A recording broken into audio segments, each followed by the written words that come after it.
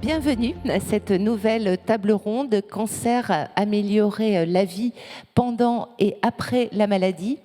Comme on le sait, si tout bascule le jour de l'annonce du diagnostic, l'impact de la maladie est sévère et a vraiment des répercussions fortes sur la vie privée, sur la vie professionnelle, sur la vie familiale.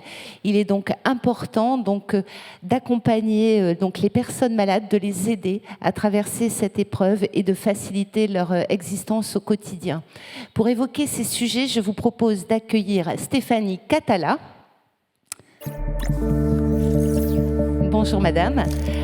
Amine Ayari, qui est plus connue sous le nom de Doc Amine. Bonjour docteur. Anne-Sophie Jean de l'Église. Bonjour madame. Cyril Sarost. Le professeur Marc Ichou. Bonjour monsieur. Professeur, c'est un plaisir de vous retrouver et les échanges vont être animés par Anne Jean-Blanc, journaliste santé au point et responsable éditoriale des forums santé. Anne, donc nous allons aborder entre autres la question des soins de support et donc voilà, tout ce qui va permettre aux patients de vivre mieux avec cette maladie. Parce que la première partie, la première table ronde, mon micro fonctionne? Oui. La première table ronde a été un peu axée quand même sur la maladie. Et puis, derrière la maladie, il y a une personne, il y a un individu, il y a un homme, une femme. Et ça, c'est vraiment, vraiment important qu'on puisse en parler aussi. Donc, je vous présente alors Amine Ayari, qui est donc médecin généraliste et créateur de contenu connu sous le nom de Doc Amine. Sur les réseaux sociaux, vous le verrez, il est très actif. Stéphanie Catala, que ses amis appellent Isabelle, je ne sais pas pourquoi. Cancérologue, radiothérapeute à Cabestany, pardon, excusez-moi. C'est à côté de Perpignan, qui est présidente et fondatrice de l'association Oncoparcours Pyrénées-Orientales et qui est membre du collectif Femmes de Santé. Ça, c'est vraiment important, les femmes qui s'investissent dans la santé. Anne-Sophie Jean de l'Église, qui est directrice médicale de Jazz Pharmaceuticals. Cyril Sarraute, qui est patient partenaire, membre du CIRIC de Montpellier, co-responsable de mon réseau cancer colorectal et du bureau du Digestive Cancer Europe. Voilà. Et Marc Ichou, qu'on retrouve, qui dirige toujours l'ICM, enfin ça n'a pas changé depuis tout à l'heure, qui fête toujours ses 100 ans et qui sera encore notre grand témoin. Voilà, donc notre session, elle va être en 3 parties, qui va être un peu l'entrée dans la maladie, donc l'annonce, la brutalité, le début des traitements, la peur, enfin voilà, la famille, tout ce qui est très très compliqué. Après, on va parler des indispensables soins de support, parce que ça c'est un vrai progrès quand même pour aider les patients. Et puis on finira par moi ce que j'appelle le grand vide de l'après-cancer. Parce que beaucoup de patients qui ont été très entourés, notamment avec ces soins de support, très cocoonés, c'est peut-être pas exactement le mot, mais enfin, qui ont eu un emploi du temps qui a été quand même pas mal bouleversé par leur maladie, tout d'un coup, tout s'arrête et parfois, c'est pas facile de retourner au travail et de reprendre une vie normale. Donc on va commencer par l'annonce de la maladie, l'accompagnement des patients, la formulation. Les patients disent souvent que même si le diagnostic a été annoncé avec une relative douceur, de toute façon il y a un effet de sidération qui est tel que tout ce qu'on leur a dit à ce moment-là, ils ne s'en souviennent pas. Stéphanie, il faut tout reprendre, il faut reverbaliser. Oui, effectivement, c'est toujours un moment très difficile et souvent un moment de sidération, surtout quand on participe par exemple au dépistage ou on rentre par exemple dans un cabinet de radiologie pour faire une mammographie, on est en bonne santé, on va très bien, et puis on ressort, oui. On a peut-être pas d'emblée un diagnostic, mais en tout cas on a une forte suspicion de basculer tout d'un coup dans une maladie, et dans une maladie qui est toujours... dans la population avec vraiment cette gravité sous-jacente, la mort aussi qui arrive assez rapidement, même si effectivement, comme vous l'avez dit dans la table précédente, on a fait beaucoup de progrès, mais c'est toujours un moment très difficile, l'annonce. Alors, Cyril, malheureusement, vous avez connu cet épisode-là. Ça se passe comment? Vous pouvez nous raconter, pour vous en tout cas, comment ça s'est passé, ce diagnostic brutal, et qu'est-ce que vous avez retenu de cette première annonce de diagnostic? C'est certain que quand on vous l'annonce, c'est un tsunami. Même si quand on va à la consultation, on se doute que forcément, après test, donc moi j'ai eu une coloscopie, on m'a dit il y a peut-être un truc qui n'est pas terrible. Donc quand on me dit viens voir après, on va en parler, on sent un peu le ton grave, c'est un peu étonnant. Ce qui est étonnant aussi, c'est tout le terme, le vocabulaire qui est employé, où finalement on se rend compte qu'on n'a pas du tout, on n'a pas ce vocabulaire-là. Donc c'est violent dans la tête, c'est des mots qu'on ne connaît pas forcément, qu'on va vouloir s'attribuer. On va faire l'erreur d'aller voir sur Internet ce que ça veut dire. Et du coup, derrière, c'est là où on se dit, dès ce moment-là, j'aurais bien aimé avoir un petit accompagnement, une petite épaule pour m'appuyer, et pas forcément mon proche. Oui, et donc ça, c'est tout l'intérêt des réseaux de patients. Vous en gérez un chacun. C'est vraiment... il faut aller très très vite vers un réseau de patients dès qu'on a ce diagnostic-là. C'est un peu une main qui vous permet de sortir d'une période difficile? Je pense aussi. Moi, ça a été mon problème parce qu'à ce moment-là, il n'y avait pas d'association sur la pathologie qui me concerne, il n'y en avait pas. Et donc, vous en avez créé une? Et donc, on a créé mon réseau cancer colorectal. Voilà.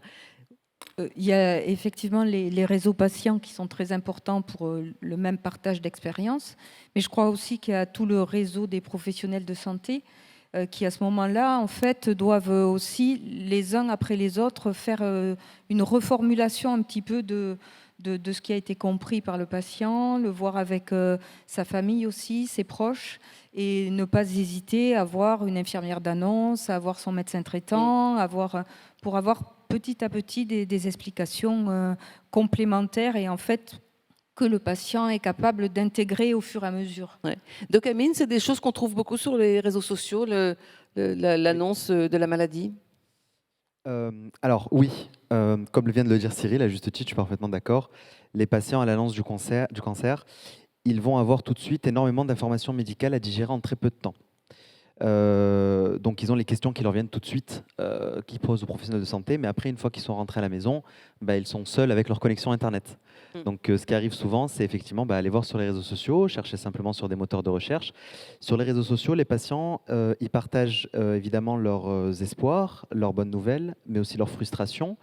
Ils partagent le fait que des messages positifs, ils ont été bien accompagnés, ça s'est bien passé, et ils recherchent aussi beaucoup d'informations. Ils partagent aussi des messages de frustration, de ne pas avoir eu assez le temps parfois d'échanger, de ne pas avoir compris les termes que le professionnel de santé leur a décrits. Et c'est vrai que sur le coup, quand on annonce un tel tsunami, et je pense que le mot est parfaitement adapté à quelqu'un, tout de suite il y a une sidération, vous l'avez dit aussi, et on a beaucoup de mal à entendre ce qu'on dit. Même si souvent le médecin dit, voilà, on va vous proposer ça.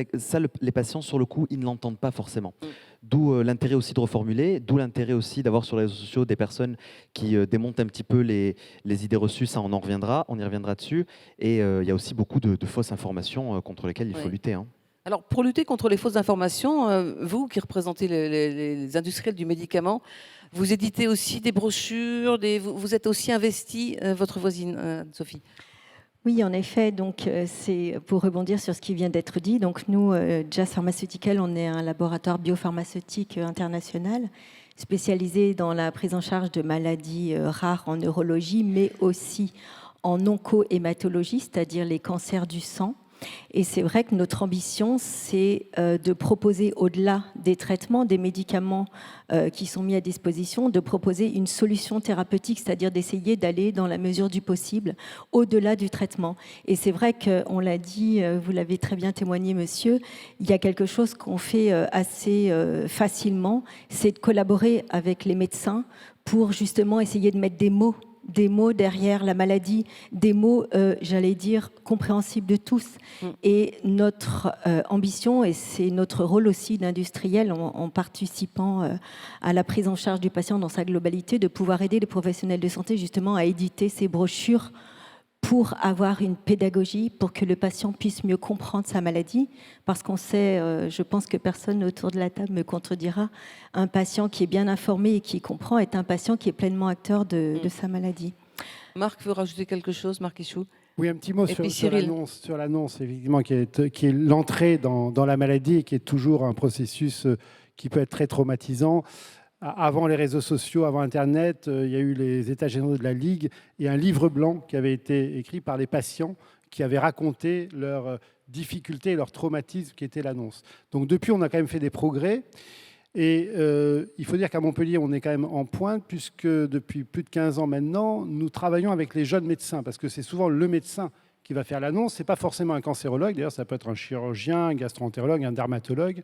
Et donc on a mis en place une formation pour tous les étudiants en médecine, où il va pour la première fois faire une annonce de cancer, mais devant des acteurs, et avec le double regard d'un médecin et d'un metteur en scène. Pourquoi ? Parce que on sait très bien que le patient, il ne retient que 10-15% du discours.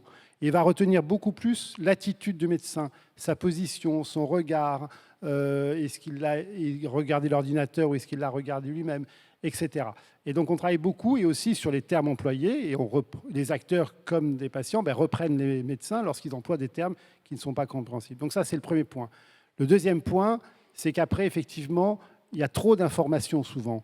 Et donc, il faut délivrer une première information médicale qui est très importante, qui est l'entrée dans la maladie. Et ensuite, on a mis en place à l'ICM une consultation d'annonce décalée, c'est-à-dire qu'après, quelques jours après, le patient a rendez-vous avec une infirmière qui, elle, va reprendre un petit peu les termes, va expliquer le traitement, le type de chimiothérapie, comment on met le cathéter, etc., etc. Et aussi va, et on va faire le lien, faire un peu le bilan des soins de support nécessaires. Est-ce qu'il y a des comorbidités? Est-ce que le patient est angoissé? Est-ce qu'il a des douleurs? Est-ce qu'il a une dénutrition, etc. De façon à aller ensuite vers des soins de support adaptés. Ça fait peut-être la transition avec le deuxième point. Non, on va donner la parole à Cyril d'abord qui voulait ajouter quelque chose. Alors, je suis tout à fait d'accord avec ce qu'il vient de dire. Outre le vocable, la communication non verbale est très importante pour le patient. Ça veut dire, par exemple? Finalement, ses oreilles sont saturées de mots qu'il ne comprend pas, de ce terme de cancer qui pour lui forcément signifie mort, alors qu'on sait très bien qu'aujourd'hui le cancer ne signifie pas forcément mort, mais plutôt maladie chronique. Et du coup, il va fermer les oreilles, il n'y aura que la vue et du coup le comportement du médecin est très important. Et je rejoins tout à fait madame sur le fait que maintenant les patients participent effectivement à la relecture et même en amont à la rédaction des flyers, des brochures qui sont données pour information aux patients. Et je pense que ce rôle-là est particulièrement porté par les patients partenaires. Et ça, vous faites ça en collaboration avec les industriels. Après, je vous redonne la parole. Oui, en effet, je vous rejoins tout à fait. Et pour illustrer ces propos, chez Jazz Pharmaceutical, on a maintenant, depuis quelques années, une nouvelle méthode de travail qui essaye de prendre en charge la voix des patients très en amont du développement des produits, c'est-à-dire dès les phases précoces de développement, on a une équipe qui est dédiée aux relations avec les associations de patients, puisque nous, industriels, on ne peut interagir qu'avec les associations de patients, mais de sorte de recueillir leurs besoins en tant que patients, leur voix de patients et de famille pour intégrer le plus tôt possible dans le développement du médicament. Donc c'est vraiment extrêmement important cette collaboration. Amine, vous êtes non seulement docamine, mais vous êtes aussi médecin généraliste. Vous suivez des patients et des patients qui ont évidemment des cancers. Il y a un besoin d'entendre reformuler tout ce qui a été dit aussi par son médecin traitant? Oui, c'est essentiel. C'est-à-dire qu'effectivement, quand on sort de l'annonce, quand on a fait les recherches, etc., il y a l'oncologue médical qui va coordonner les soins concernant l'oncologie, mais le médecin traitant va aussi permettre de coordonner ces soins, mais c'est surtout que le patient ne se résume pas à son cancer. Il a d'autres problèmes, il a peut-être d'autres problèmes de santé, notamment les facteurs de risque qui ont amené la pathologie ou des soucis professionnels ou autres. Et c'est très important pour le médecin traitant. Et je reviens aussi sur la communication non verbale, c'est très intéressant. Moi, je regrette beaucoup qu'il n'y ait pas de formation pour les médecins sur le sujet. C'est vraiment dommage, parce que ça peut tout changer. Ouais. Un sourire peut tout changer, quoi. Elle vient à la faculté de Montpellier. Ah ben, bonne nouvelle. Voilà. Moi, je ne l'ai pas eu, pourtant je suis relativement jeune. Donc. Depuis 10 ans. Et vous avez quelque chose à ajouter sur cette demande des patients, puisque avec vos réseaux, vous avez aussi des demandes qui remontent, j'imagine. Oui, en fait, moi je voulais juste dire une anecdote, c'est que nous, professionnels de santé, il nous arrive de faire des fois 2, 3, 4 annonces dans la même journée. Donc, pour nous, on le fait, on essaie de bien le faire évidemment, mais en tout cas, le patient qui est en face ou la patiente, bien souvent, des années après, elle nous dit « mais ce jour-là, je me souviens, vous avez fait un sourire à tel moment de votre... Et du coup, j'ai pensé que je pouvais guérir et donc ça m'a donné... voilà. » Donc ça, c'est la communication non verbale et la façon non-verbale. Et qui est tellement importante quand on a peur. Si on est dans l'avion, on a peur, on voit l'hôtesse de l'air qui coule, on se dit bon ça va aller mieux quoi. Hein, c'est une comparaison qui vaut pas raison, mais quand même c'est rassurant de voir des gens qui ont l'air de maîtriser la situation. Oui. Juste pour rebondir sur la communication, donc c'est fantastique que la fac de Montpellier, il y ait ce genre de propositions, mais c'est vrai que dans les autres endroits de France, les industries du médicament, nous, chez Jazz, on a pu, dans certaines aires thérapeutiques, réunir des petits groupes de médecins et les mettre en contact avec des experts de la communication, justement, pour qu'ils travaillent ensemble sur des petits groupes à l'annonce du diagnostic. Et je crois que c'est là aussi une contribution que peut avoir le laboratoire pharmaceutique, c'est d'aller au-delà du traitement avec toutes ces petites choses en début de maladie. Après, oui. Après, tout n'est pas rose non plus. Hein, et on a encore des annonces qui se font par téléphone ou dans le couloir entre deux portes. On a encore ça, ce type il y a encore des progrès d'annonces à faire, et de récits que nous font les patients. Et ça, c'est des choses qui sont aussi ancrées bien longtemps et qui empêchent des fois d'avancer. Et ce traumatisme de l'annonce peut des fois être très présent. Parce que de la qualité, entre guillemets, de l'annonce peut dépendre le suivi thérapeutique, ce que vous appelez l'observance, le moral. Et finalement, le moral est très important pour et la confiance. Et la tout confiance. simplement la confiance. Oui. Alors justement, on va partir sur cette partie soins de support et donc tout ce qui se passe une fois que ce diagnostic est posé. Les soins de support, ça se développe vraiment beaucoup. Vous en avez bénéficié, Cyril, quand vous avez été malade ?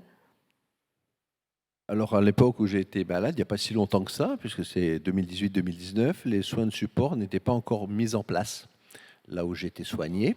Donc ça a bien changé depuis, puisqu'il y a un plateau complet de soins de support. Mais c'est vraiment une nécessité.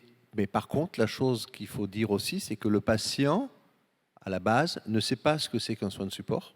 Bien sûr, déjà le mot ne veut pas dire grand-chose pour le patient. Mot, il ne sait pas, et il ne sait pas quels sont les soins de support, il ne sait pas quelles sont les possibilités d'avoir accès à ces soins de support. Et finalement, son médecin de ville, son médecin généraliste, n'est pas très au courant non plus. Donc je pense que c'est quelque chose qu'il faut vraiment développer et qui depuis, donc moi c'était, je vous dis fin 2018, qui depuis a beaucoup évolué. Oui. Alors, vous pouvez nous résumer un peu les grands aspects des soins de support. Qu'est-ce qu'on peut proposer pour améliorer un patient alors qu'il est en pleine chimio, qu'il a subi une opération, qu'il a sa radio, qu'il n'a pas forcément envie de bouger les soins de support, en fait, c'est relativement standardisé, hein, puisqu'on a ce qu'on appelle un panier HAS de soins de support qui comprend la prise en charge de la douleur déjà. C'est quand même très important. Le soutien psychologique aussi qui est assez systématique et important en matière de cancérologie. Le soutien nutritionnel, tout ce qui concerne l'alimentation et les facteurs de risque de l'alimentation. Ensuite, il y a tout le volet oncofertilité et sexothérapie, sexualité. Il y a également effectivement l'activité physique adaptée.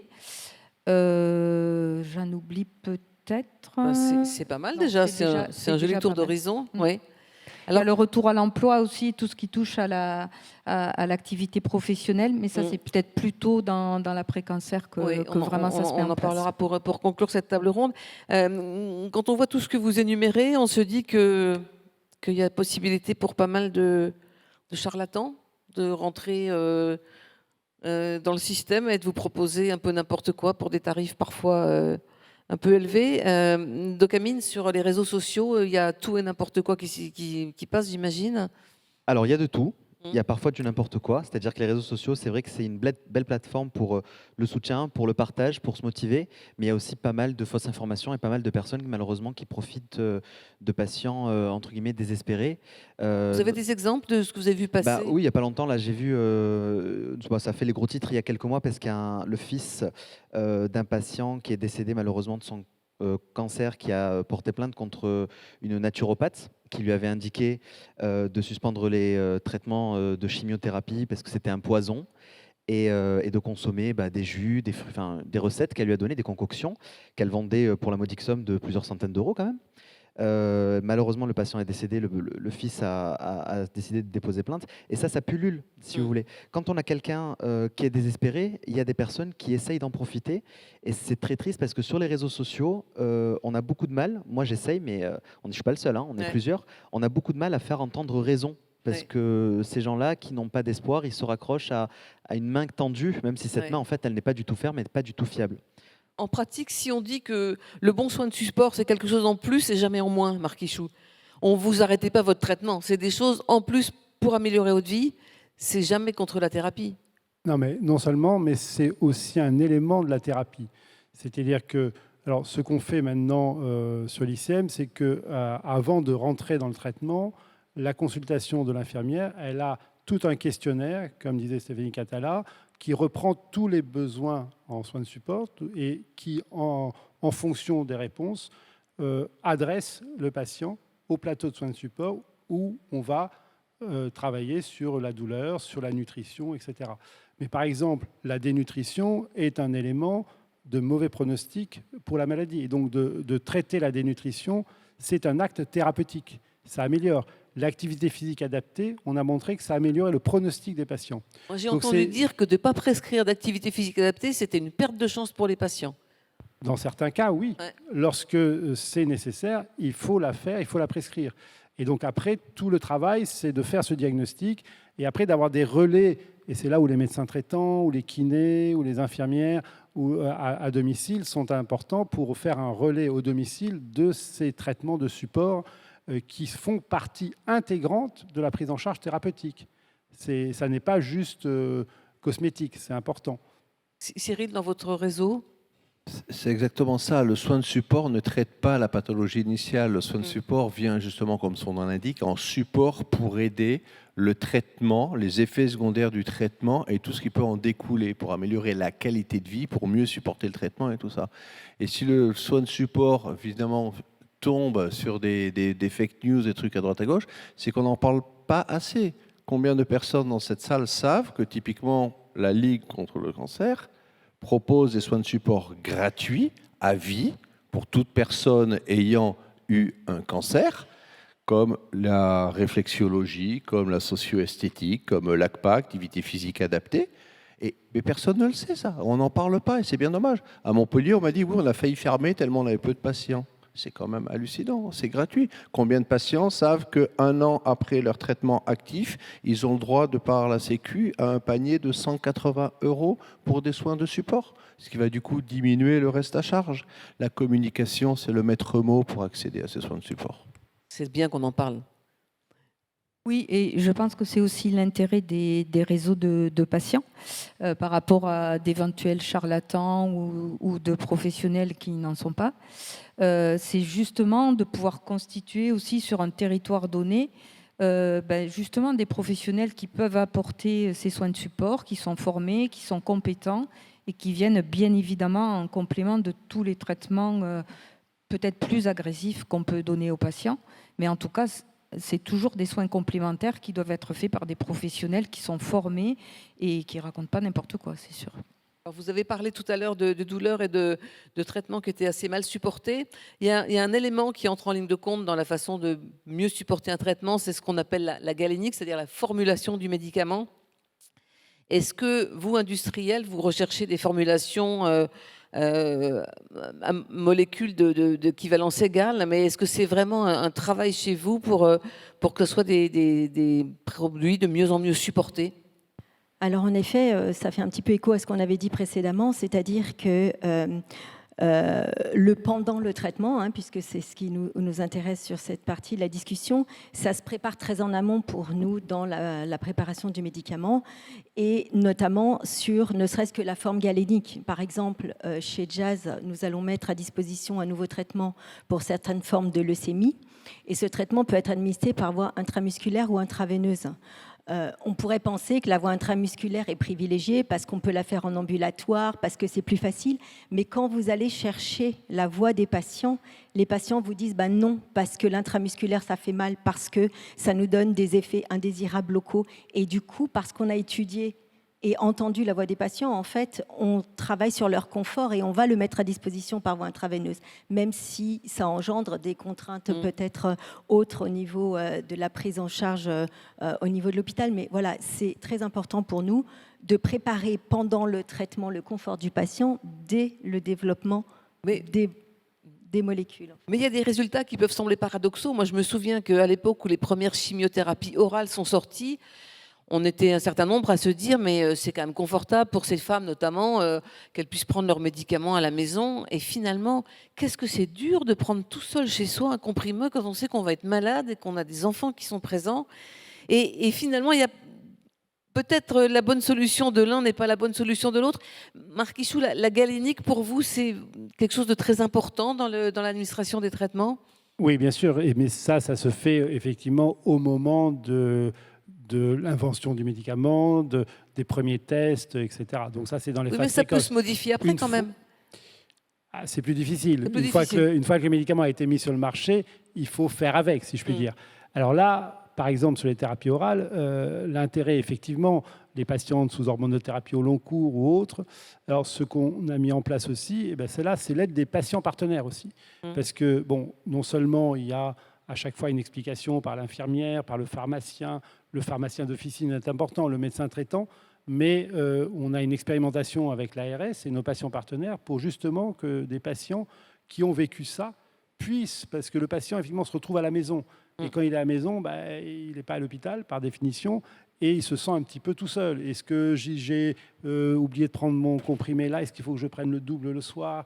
Est-ce que si j'ai tel symptôme, etc. Et donc les patients partenaires sont là pour aider et pour conseiller, et puis orienter bien sûr vers le médecin ou vers l'infirmière s'il y a un besoin particulier.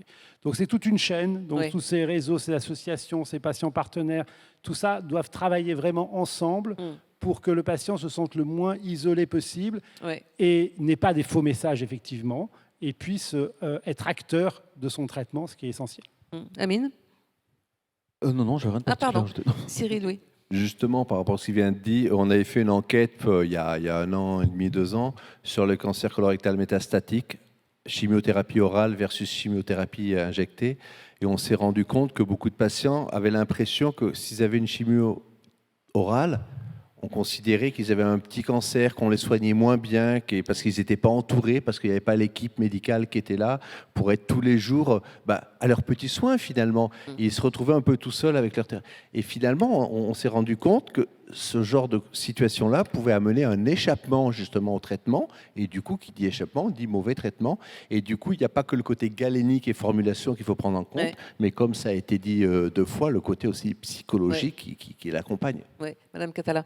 Qui se développe aussi beaucoup pour ces thérapies orales prises à domicile. Ce sont des applications numériques qui en fait envoient de façon assez régulière des petits questionnaires aux patients qu'ils doivent remplir et qui sont en lien avec les établissements de santé, souvent une infirmière de coordination ou une IPA, une infirmière en pratique avancée, et qui, lorsqu'il y a des symptômes qui alertent, des feux qui passent un petit peu au rouge, en fait, appellent le patient pour leur redonner un rendez-vous de consultation ou gérer la problématique en restant à la maison. Encore un mot, puis on va passer à la dernière partie. Juste pour peut-être une petite réaction, on parle d'effets indésirables, de galénique, etc.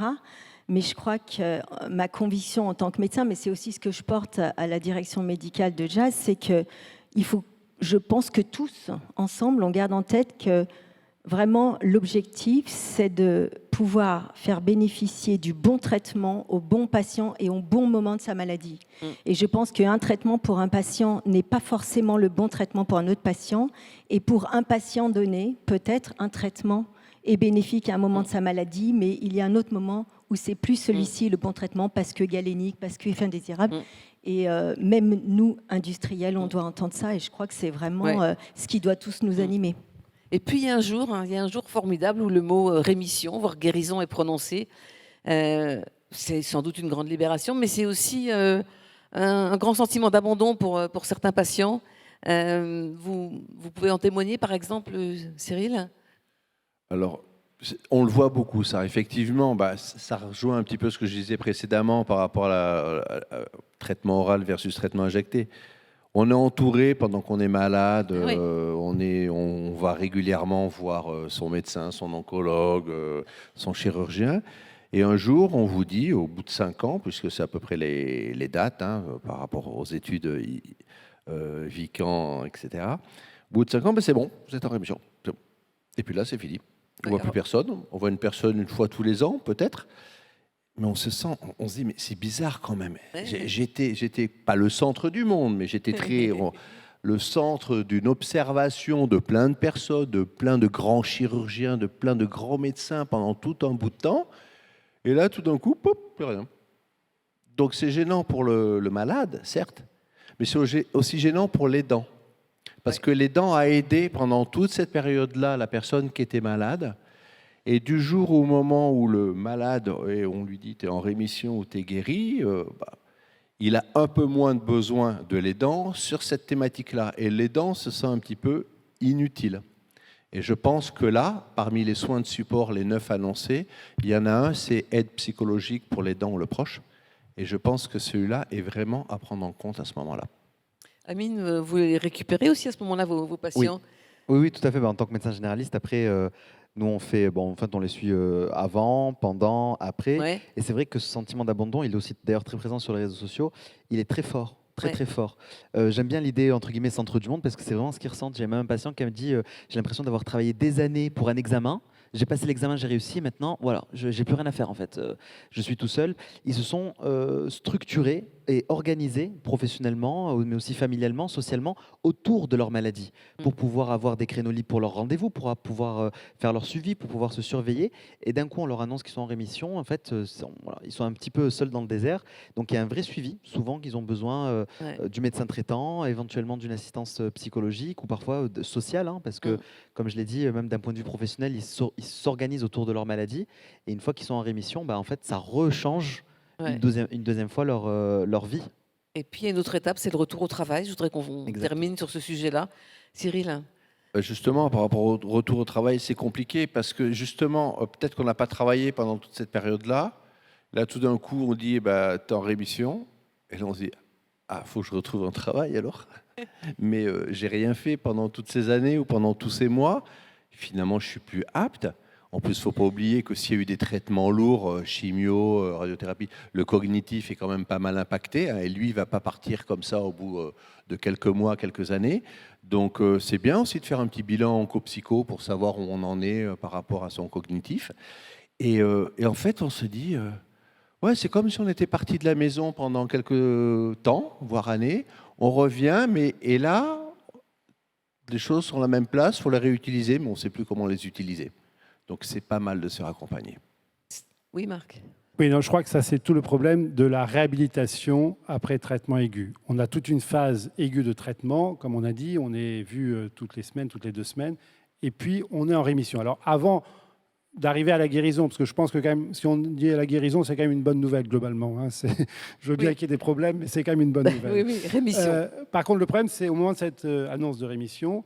Et là, effectivement, c'est là où on a besoin d'un diagnostic personnalisé. Parce que tout le monde ne réagit pas pareil. Il y a des gens qui n'ont pas arrêté de travailler, qui continuent. Il y en a d'autres qui ont arrêté, d'autres qui sont à la retraite, d'autres qui sont en couple, d'autres qui divorcent. Donc, il y a autant de situations différentes. Et donc, je crois que l'important, et c'est ce qu'on fait là maintenant, notamment pour les cancers du sein, qu'on est en train de faire pour l'ensemble des cancers mis en rémission, c'est un diagnostic personnalisé des besoins. Ça peut être des besoins d'oncosexologie, ça peut être des besoins de nutrition. Au contraire, certains patients prennent du poids. Il faut au contraire faire des problèmes de diététique, etc. etc. Et surtout, c'est de faire un programme personnalisé avec des gens qui auront très peu de besoins parce qu'ils sont très intégrés, très entourés, et d'autres qui ont beaucoup de besoins. Et ça, il faut le faire de façon personnalisée dès la fin de la période aiguë du traitement. C'est tout ce qu'on parle d'après-cancer. Ouais. Stéphanie, les gens qui étaient dans votre association pendant toute leur maladie, est-ce qu'ils restent par fidélité, par besoin d'en parler encore avec les autres, ou au contraire, est-ce qu'ils coupent parce que voilà, ils passent à autre chose? Ah non, au contraire. Au contraire, finalement, les gens, pendant la maladie, ont beaucoup de rendez-vous médicaux, beaucoup de soins de support qui sont faits aussi dans les établissements. Donc, peut-être qu'ils viennent moins dans les associations ou de façon ponctuelle parce qu'ils sont aussi fatigués, qu'ils ont besoin de récupérer. Par contre, quand les traitements actifs sont terminés, ils viennent beaucoup plus souvent dans les associations et rencontrer d'autres patients parce que c'est là, justement, que ce sentiment d'abandon se fait sentir.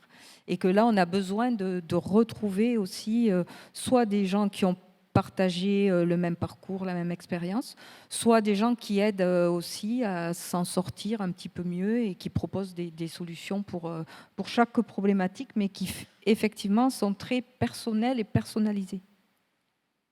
On va prendre quelques questions, Anne, je pense, oui. Alors, juste aussi une petite précision, Stéphanie Catala, vous avez parlé du panier de soins de support de la HAS, donc c'est la Haute Autorité de Santé.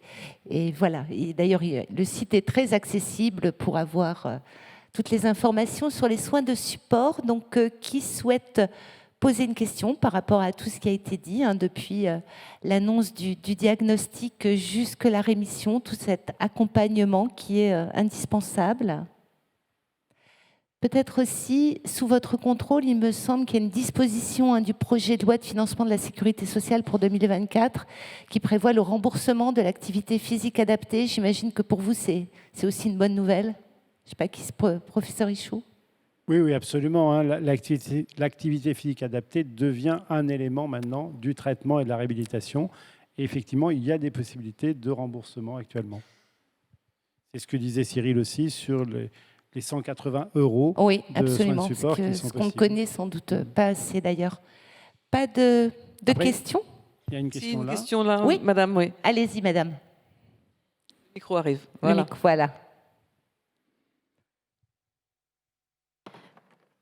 On vous écoute. Bonjour, déjà merci pour la conférence. J'avais juste une petite question concernant les cancers pédiatriques. Malheureusement, ils existent.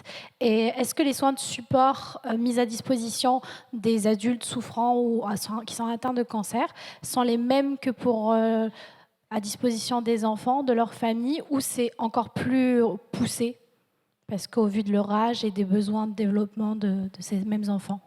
Non, je crois que vraiment au niveau du cancer pédiatrique, il y a énormément d'efforts qui sont faits sur l'entourage, là c'est des problèmes un peu différents, c'est lié à la scolarité, à la croissance, et là je crois que dans tous les services de pédiatrie, alors c'est pas à l'ICM, c'est au CHU de Montpellier, il y a un très très beau service de pédiatrie, oncologie pédiatrie, et je crois que vraiment tout est mis en place pour l'accompagnement. Et là ce qui est un peu différent, c'est évidemment qu'on accompagne aussi beaucoup bien sûr les parents, et l'éducation. Après, ça rejoint un des sujets qui a été évoqué, qui est aussi très important, c'est les aidants. Alors c'est vrai en pédiatrie particulièrement parce qu'il y a les parents, mais aussi chez l'adulte. Et le problème de l'aidant et des aidants reste encore un problème qui est probablement sous-traité actuellement.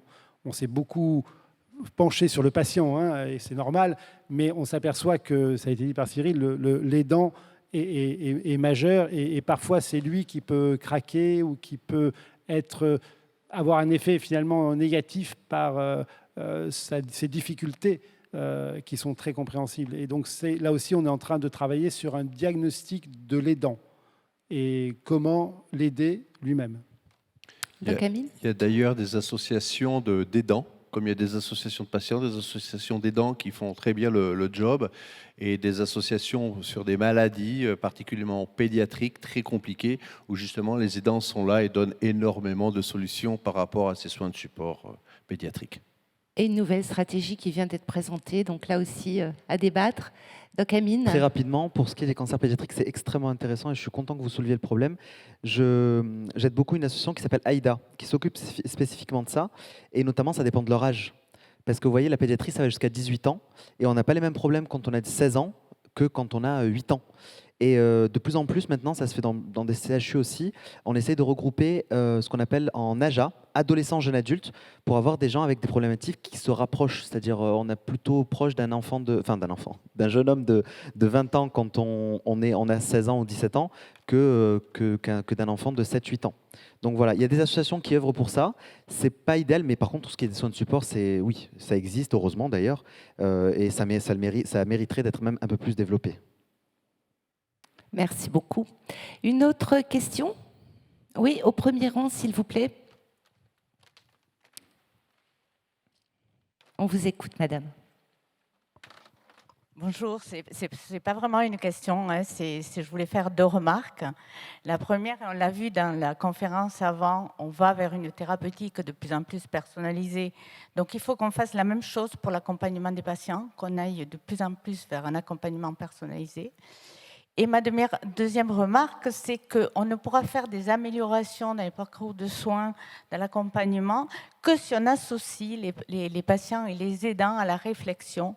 Et donc, on collabore avec les soignants pour mettre en place des points d'amélioration dans ces parcours. Vous n'avez pas l'impression que ça se fait de plus en plus quand même, que Bien les sûr patients que experts sont présents, qu'on a parlé ce matin de toutes les infirmières en cancérologie. Enfin, il y a quand même quelque chose qui se tisse là maintenant. Bien sûr, ça se fait de plus en plus, ça se fait de plus en plus à l'ICM, puisque maintenant nous sommes 4 patientes partenaires qui sont impliquées dans vous, bravo. dans moi, et Cyril, et dans l'accompagnement et dans l'amélioration des parcours de soins.